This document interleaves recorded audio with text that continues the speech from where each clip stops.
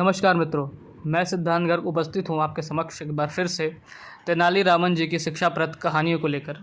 और आज की कहानी का शीर्षक है सच्चा हकदार।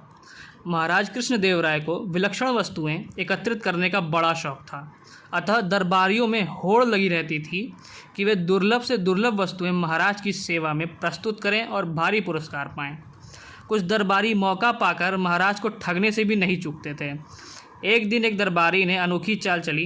वह लाल पंखों वाला एक मोर लेकर दरबार में हाजिर हुआ और बोला, महाराज, मैंने मैसूर के घने जंगलों से आपके लिए एक अनोखा मोर मंगवाया है। लाल पंखों वाले मोर को देखकर महाराज को बड़ा आश्चर्य हुआ।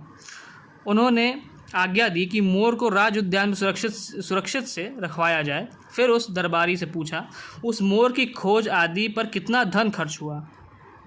दरबारी बोला, कुल 20,000 अशर्फियाँ।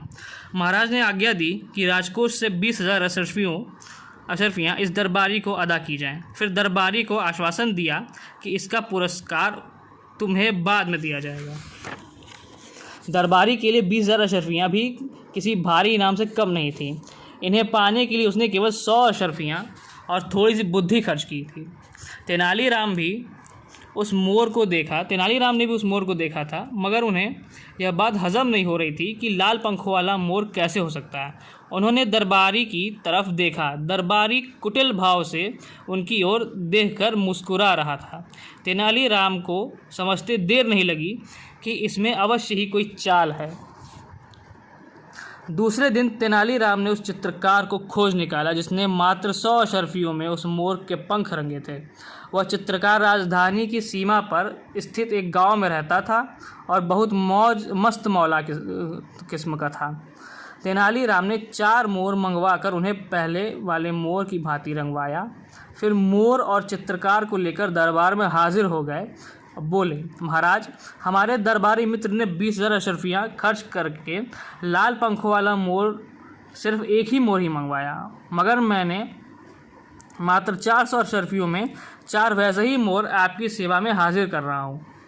महाराज ने हैरानी से पहले उन मोरों को देखा, फिर प्रश्नवाचक दृष्टि से तेनालीराम और उनके साथ आए व्यक्ति को देखने लगे। वह दरबारी उस समय दरबार में उपस्थित था। तेनालीराम के साथ आए चित्रकार को देखकर उसके होश उड़ गए। यदि उसे अवसर मिलता तो वह वहाँ से निकल भागता, मगर भाग कर जाता भी कहाँ। महाराज ने तेनालीराम से पूछा, तेनालीराम, माजरा क्या है?